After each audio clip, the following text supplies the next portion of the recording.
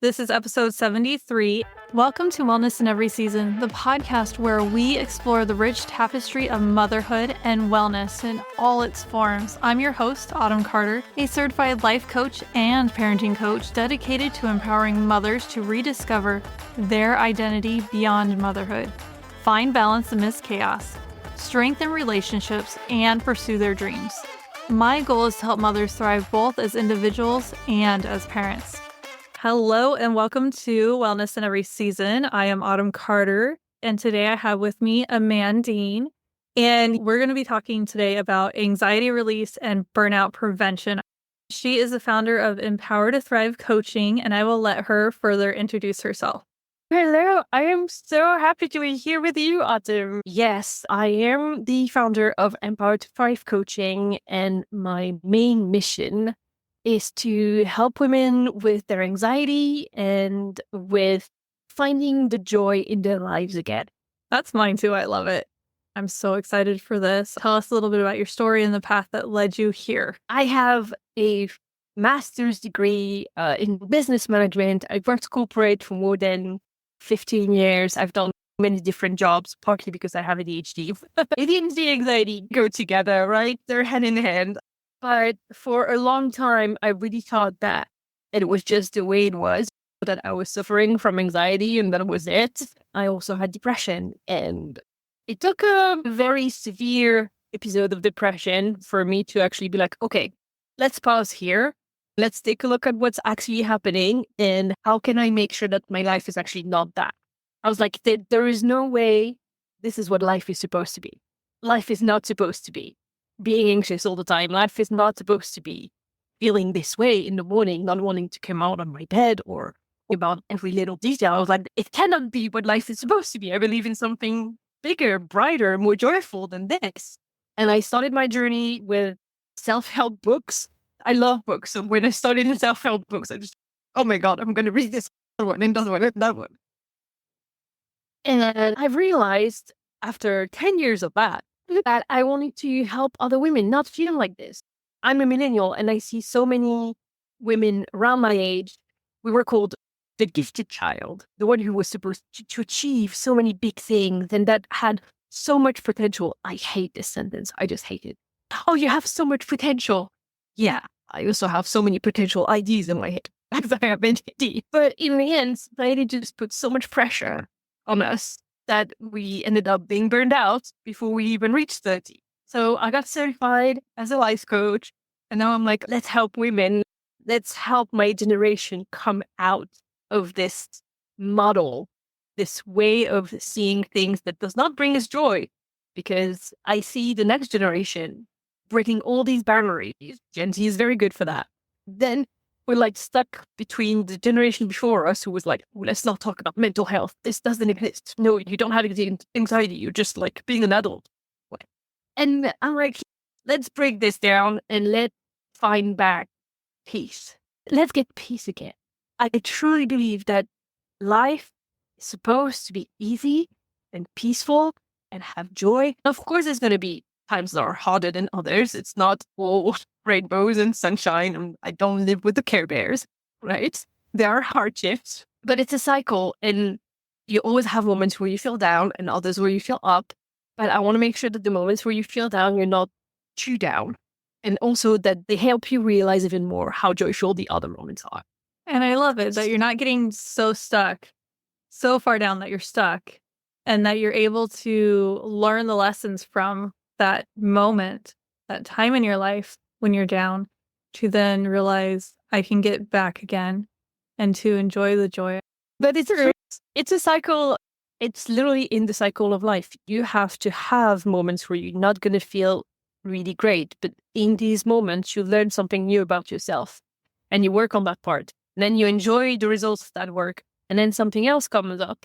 Another part of yourself that you're like, oh, okay, we're meant to be learning our entire lives. We're meant to be evolving our entire lives. We're not the same person today that we were yesterday or 5 years ago or 10 years ago.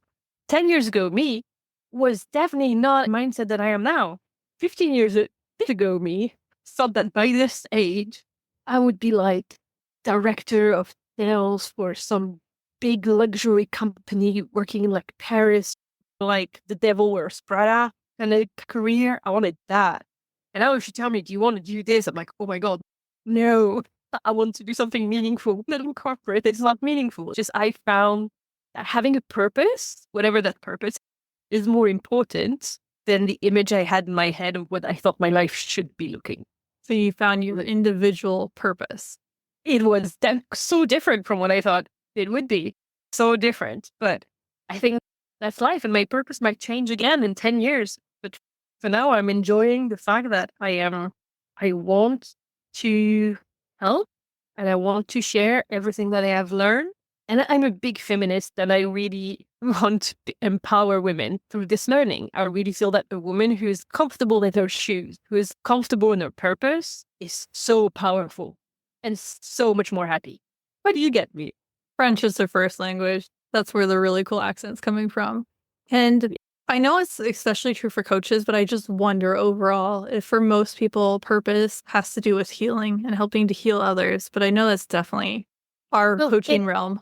It has to do with healing parts of yourself, whatever job you're doing. It doesn't necessarily involve helping others in the way coaching think about it. But in the end, we do live as a community of human beings on Earth. So your purpose on this earth is definitely not to torment other human beings, not to tear down other human beings. It's actually to help humanity thrive, however you help it thrive. I think your purpose has a lot to do with making your inner child happy as well.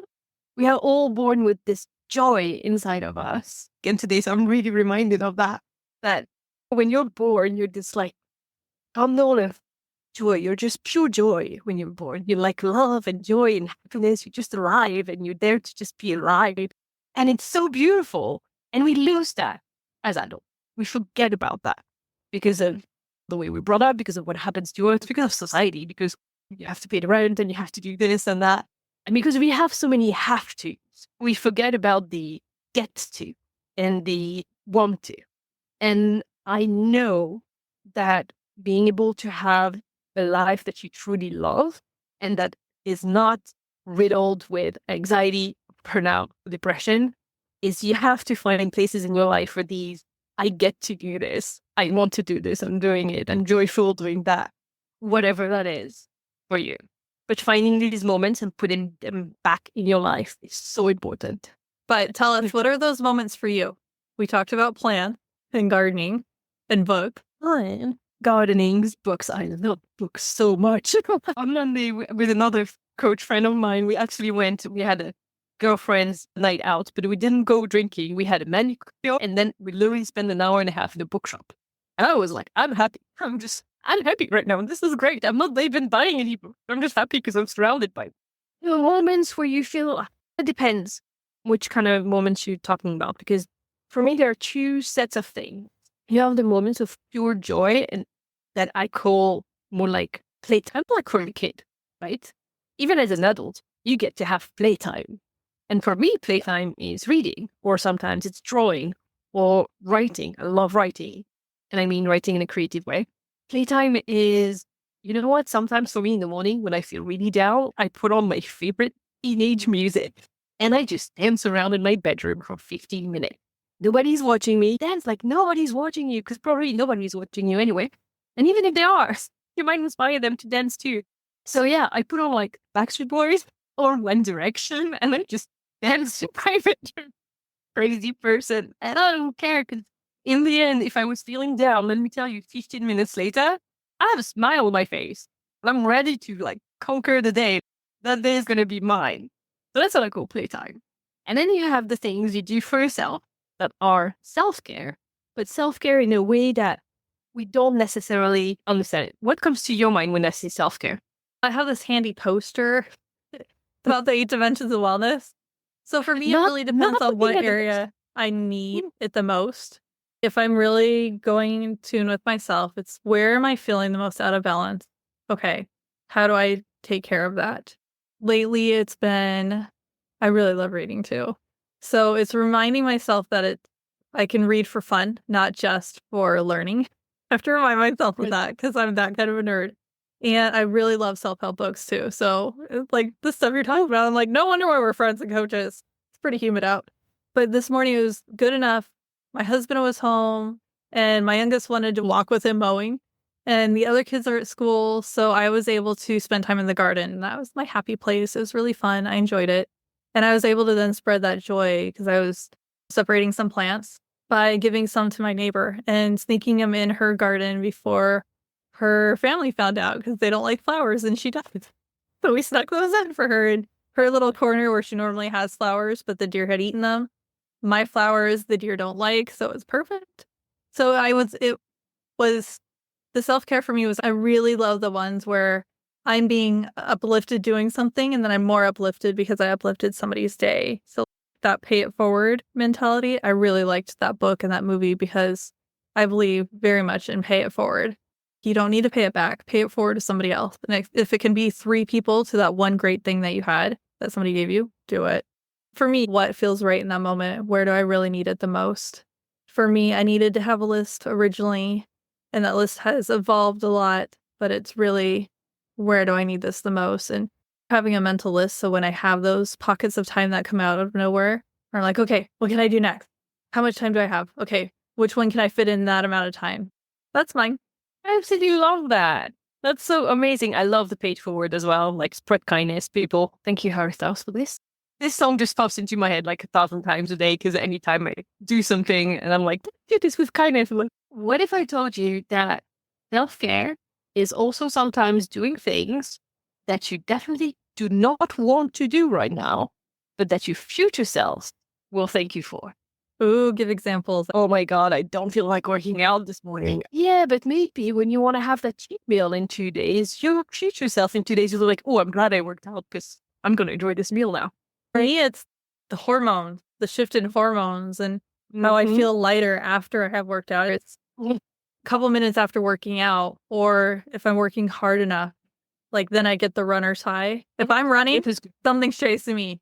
Watch out. You're going to have to teach me that at some point because I know that you like running. But yes, it's the immediate results of working out that I really love. Anyway, keep going. You should start running too if I'm running. Yes. I'll hike, I'll walk forever, but running, no. What if I told you that looking at your bank account when you really don't want to is actually an act of self-care? Financial wellness, it's one of those circles up there. Make sure you eat healthy, even in the moment you are like craving the burger, is actually an act of self-care. And other people will tell you, actually, the self-care would be to indulge yourself. Maybe you could do better. Find like a middle ground there, because your future self will be way prouder of you and way happier with you if you had a nice salad that's like filling and really tasty, rather than the burger and the fries from the local junk food shop and the blah of junk food. So that's a problem. But yeah, I was thinking about this the other day. Whatever happens in your life, whatever goal you're trying to achieve, what change you're trying to implement, whatever you're trying to overcome, being a burnout, anxiety, depression, it all comes down to acts of self-care, the ones that are easy and the ones that are difficult. If you don't take care of yourself and all the parts of yourself, the light and the dark, all the parts that make you, if you don't take care of them, how do you expect yourself to take care of any other person? When you're completely tired, when you're completely out of energy, you know you can't be there as much as you want for them if you yourself are not feeling great. And it's hard because you love your kids and you want to give them everything and you want to be there for them in any way possible. But if you yourself have nothing left to give, you find ways to still find yourself something in yourself to give to your kids, right? Always. Whatever happens, you always find anything. But you know that if you actually had taken more self-care moments for yourself, it would be easier to give to your kid. I think that's very important. You just gave me a thought because you're talking about how you're taking care of your future self, where if you don't have anything to give, what are you taking from when you have to pull extra deep as a mom, your future self? That was just my light bulb when you were talking. Like, hold on. But it's true. And I know sometimes it's way easier said than done. I've been through depression myself. I almost wasn't here right now several times. I know that when you are at what you think is your lowest, the darkest moment, the moment when you open your eyes in the morning and you think, I don't want my eyes to open. I don't want them to open ever again. That's a really hard thought to have, right? And for me, it was like an electroshock one day when I realized I had been thinking that for a few days. And I was like, whoa, now I'm scared. Like I scared myself. And I was like, wow, that like I actually went really dark. And in these moments, if you don't have anything else give, like you feel like you're done, there's nothing left for you because you can't even get out of bed. Getting out of bed to go grab a glass of water was mind-blowingly difficult. And the irony in this is that the things you want to do the least in these moments, actually the things that are actually going to help you.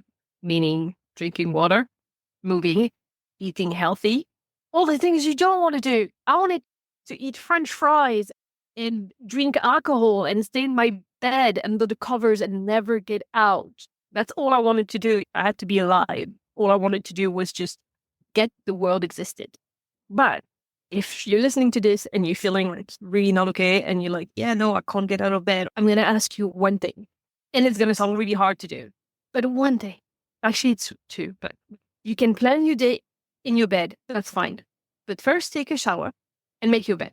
And then if you need to go lay back on the top of your bed, go for it. Take a shower and make your bed. And these two things are actually going to bring you back to life.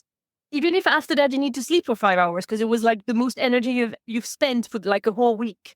So you've gotten some dopamine and some serotonin from these two very simple things. But these two chemicals are like so important for your brain at this moment that they're actually going to save your life. Take a shower and make your bed. So that was the title. I'm sorry. The title of or make your bed. Let's listen to it. You're also fun to listen to, even before we became friends in the mastermind group. And the bubbliness, and I just connected with you before that. Was that too heavy? People will need this. So. Okay, so tell me more about how you used to be the gifted child and how this has actually hurt you and how you've overcome that. Because I know that you just talked about suicide and suicide prevention, and there are so many people who end up there who were or are known as the gifted child in the family. Talk to us about that. Eldest daughter. Of course I am. I am. I don't want to sound like pump itself, whatever. I am very smart, and I know that. School has always been very easy for me. I very rarely had to work on my homework for it to be integrated. In France, you have primary school, and then you have what we call collège, but that's not what you guys mean with collège, because college for you is the university. No, we have something called collège that's between primary school and high school. You're like early teenage years, 12, 13, 14. But when I was in primary school, I had this battle with this one kid. Who of the two of us would be the first? Because we had like grades and we were listed, and like we knew who was the smartest child in the class because we had a number. It was like a battle, like, who was going to be the first one on top list. But I recognize that as feminist now, and I realized that he had the right to be first. I didn't. He was the boy, the cool boy, and he had the right to be first. I was the nerdy girl with the glasses, and I couldn't be first. And I was bullied if I was. So when I reached the next stage of my school years, when I was a pre-teenager, I stopped trying completely. And all the teachers would always write on every report card, Amandine has great potential. If only she applied herself. Amandine has great potential. Amandine is very good at this. She understands very easily, but she doesn't work. But blah, blah, blah. And my grades were average. So I learned very young that staying average would be the safest way for me to go through school, which is terrible if you think about it. Because now that I'm an adult, I'm like, the things I could have done, the things I could have accomplished if I hadn't had this mindset as a kid. That comes from school and that comes from the family as well, right? We were graded from 0 to 20 in France. And if I had come, it was always a duality that I never understood, but it's a very common thing in France. It's, let's say you come home with a very bad grade but I made a 6 or a 7 out of 20. And you have to have it signed by your therapist. I'm like, Mom, I got a 6 out of 20. And trying to explain to my mom, yeah, but the rest of the class didn't do better. Like the best grade is actually 11, meaning it was a really difficult assignment. And if you think about it, I'm actually not doing that bad. I'm still average. And my mom would always say, in this case, I don't care about the other ones. I care about your grade. But then if I came home with like a 17 or an 18 out of 20, really good, or even a 20 out of 20, she'd be like, yeah, but what did the rest of the class do? Well, standard, Mom. So I grew up with, Amandine could do better if she applied herself. Amandine is so gifted. She has so many talents. It's so easy for her, but she doesn't apply herself. But again, I had learned that staying average was safe. It was just safe. I would pass. I passed every class. And then I decided to do a master's degree. And when you do a master's degree, that's when I realized actually being good is good. Being above average is good. And that's when I applied myself like crazy because I was paying for that school. I went to school in Paris. I had student loans. It's not as much as in the US, okay? But for a French person to have student loans, even though normal, I want to say average university is free, when you take it upon yourself to have student loans, it means you're really doing something specific. You're really dedicating yourself to something. And I was like, I'm just going to work my ass off. I'm going to be great at it.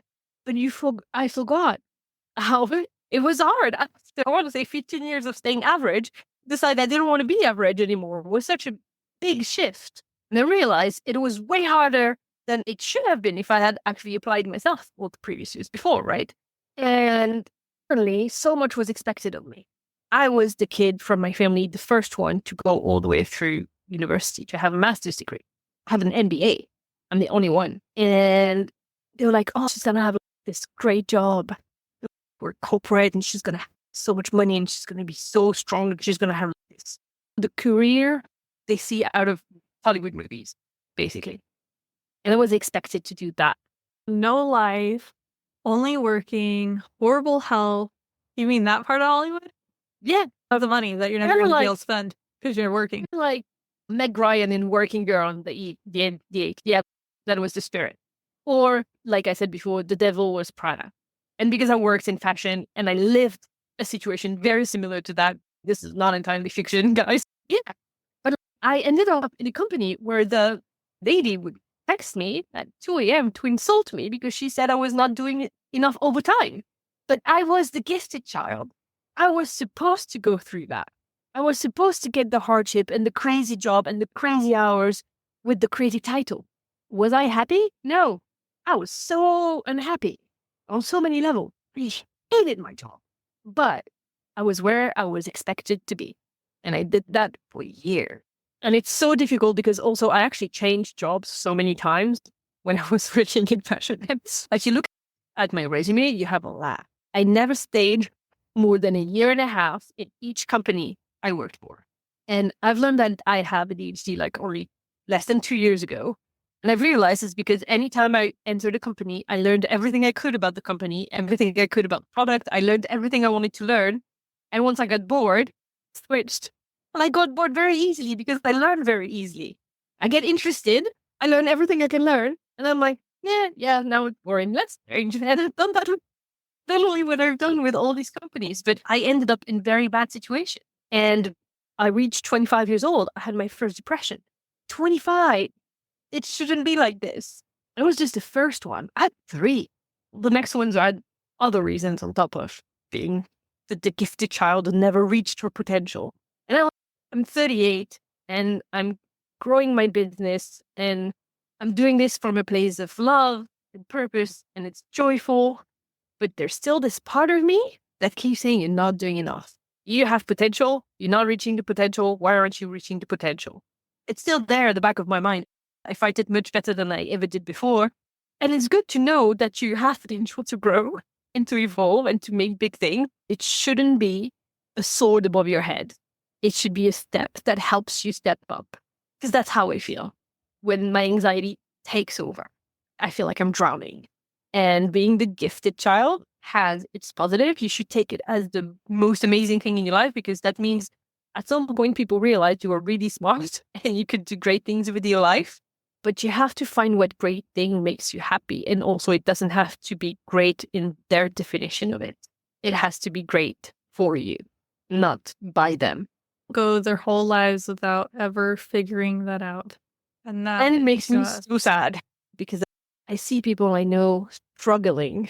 I see them on a path that does not make them happy, but they stick with it because they think that's what they should be doing.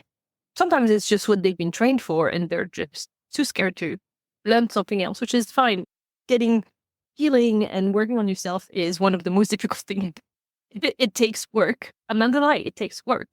But it's a work that's so good for your soul. And I really hope more people do it. Because if you're happy in what you do, no one can take that away from you. And if you're confident in the fact that it makes you happy, truly happy, then no one can tell you otherwise. No one can tell you it's not working out. No one can tell you are unsuccessful.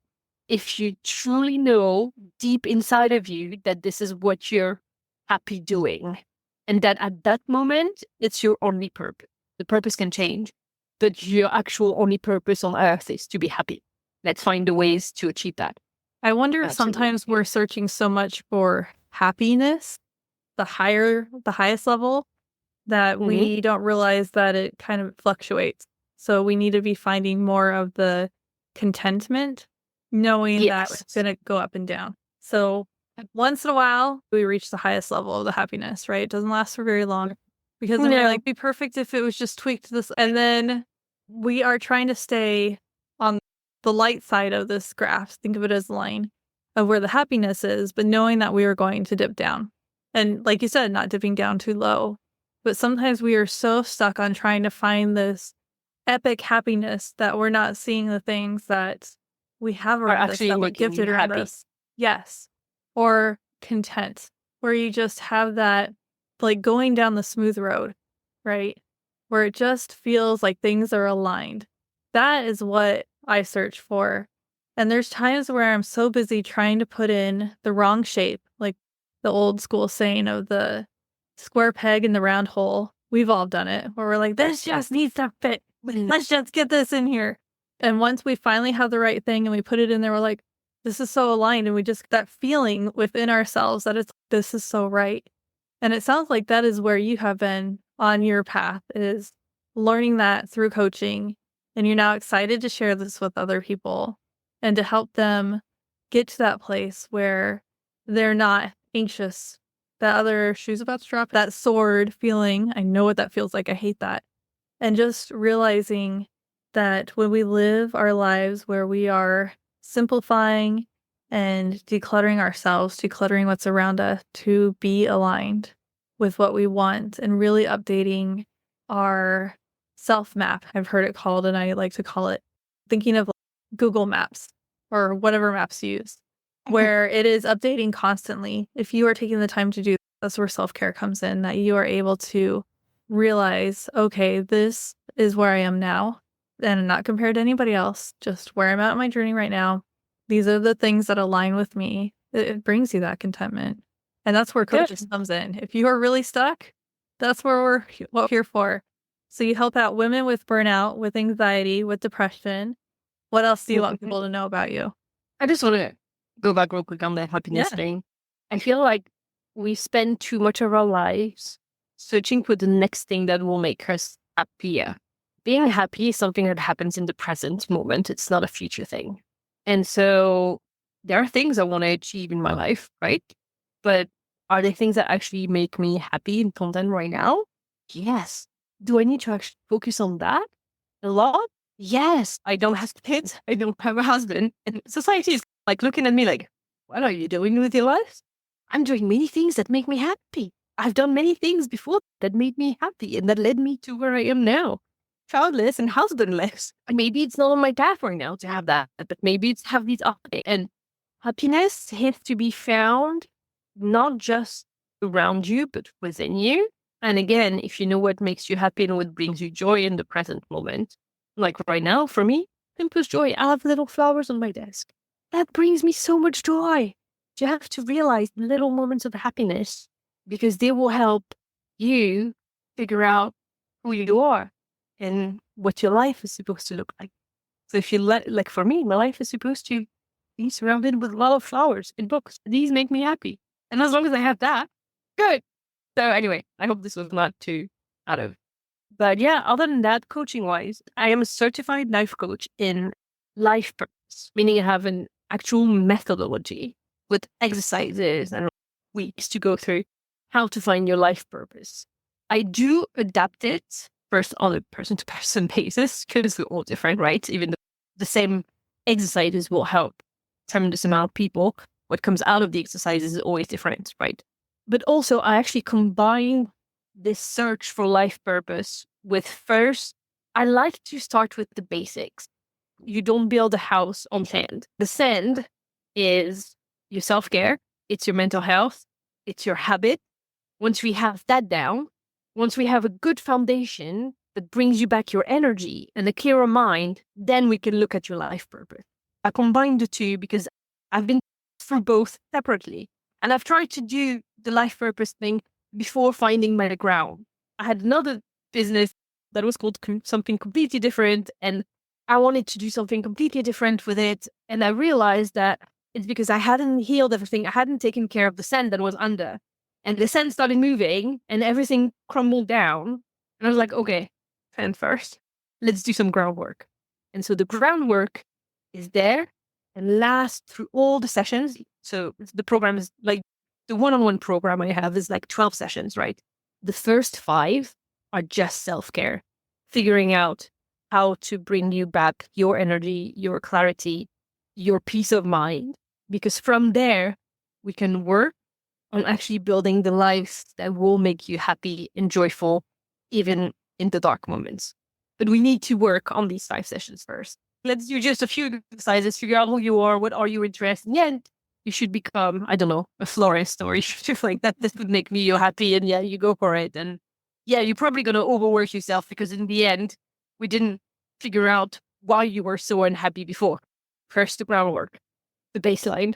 And I'm not a therapist, right? I'm a life coach. And if you need a therapist, I will tell you.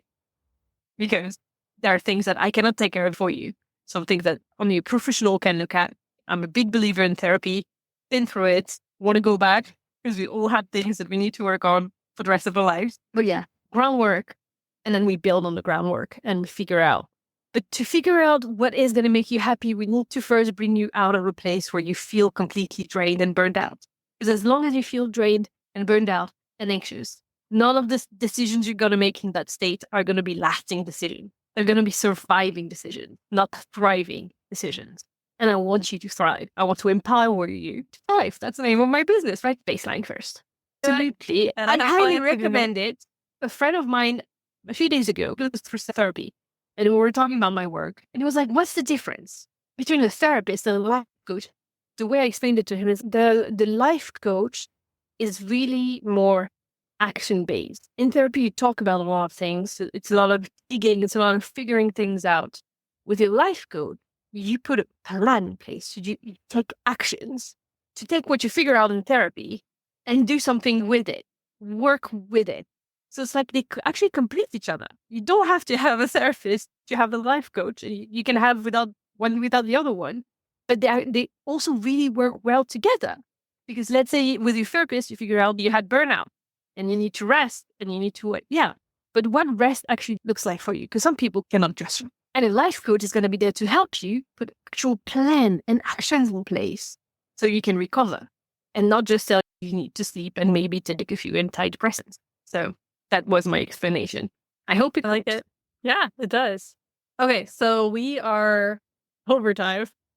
Overtime. I'm sorry. Put us together. So tell me about, you have a newsletter, and tell us about the newsletter and then your blog. Newsletter is quite new.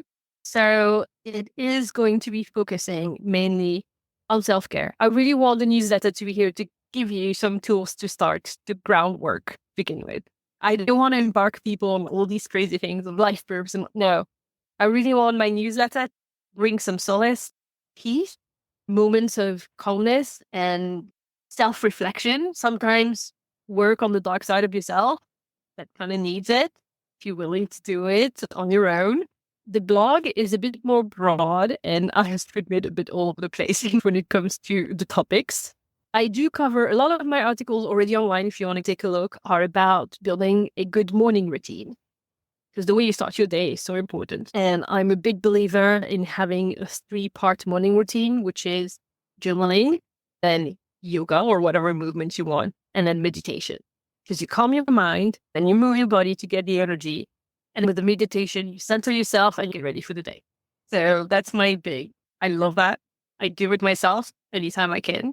Because again, ADHD. So I do it most of the time. And then shower and make your bed. There you go. There's also a blog article on there called I Daydream About Chris Evans, the maladaptive daydreaming syndrome. Saying how daydreaming can be really helpful in your life to help you, but how it can be actually not good for your mental health if you do it too much. So how do we find these? So you go on my website, empowertothrivecoaching.com. You can also find me on Instagram, Empower to Thrive Coaching. You will find more things on my website than on my Instagram, but you can find me in both places. And you're more than welcome to join. And we can read your blog and your newsletter. It's all on there. It's all free. It's all just ready for you to click on. Perfect. Thank you so much for this opportunity today and for the little rescheduling. Thank you so much for having me. This was great. Loved it. I always love talking with you.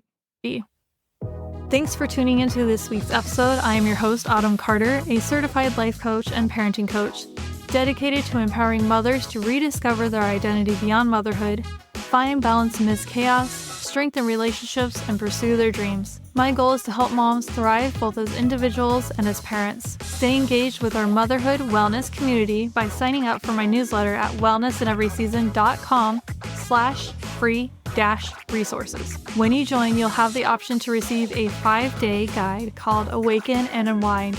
5 days to mastering mom's mornings and evenings, along with free guides, special offers on my programs, practical tips, personal stories, and much more by signing up for both offers on the page. Don't miss out on these valuable resources designed to help you thrive in every area of wellness as a mom and as an individual. Join today and start your journey to wellness in every season. Your shares, subscriptions, and reviews help us reach more moms seeking empowerment. So please spread the word about our podcast. Thank you for being a part of our podcast community. I look forward to continuing our conversation, sharing stories, and exploring wellness in all aspects of motherhood. Take care until our next episode.